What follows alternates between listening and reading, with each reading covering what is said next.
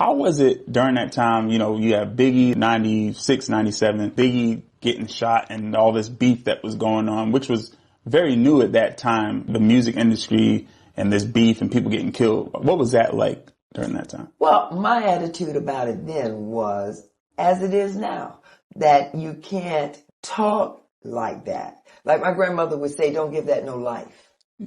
But they gave life to a lot of that, you know, in the conversation, in the music, in the artistry. I mean, you know, Born to Die. You know, I mean, everything was about that. And I remember thinking and saying, wow, you know, they think that Rick James is crazy, but the conversation was never about dying.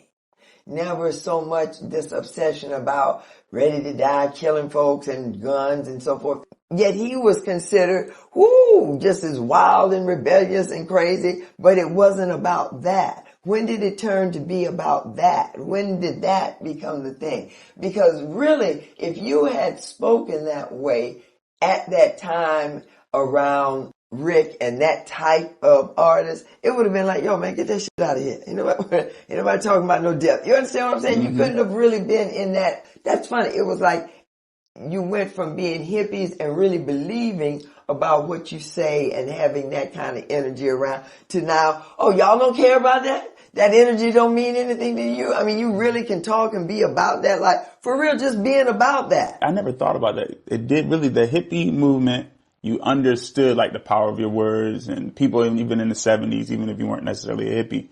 But then we went into, now they're just saying like Ready to Die, Biggie's album. Yeah. Then you had Tupac talking about being resurrected, dying and coming back. I'm telling you, I'm like, boy, y'all was obsessed with that kind of stuff. He even said he had a prophecy about his death. Right. I mean, I love Tupac. I like Biggie. So I'm glad Me too, they said, the music was great. I mean, shoot. The point was, if that's how you want to live it, and nobody's there to stop that but you. Be cognizant of your words. Be mindful of them. Understand what it is you're saying, what you're putting out there, what you're giving life to.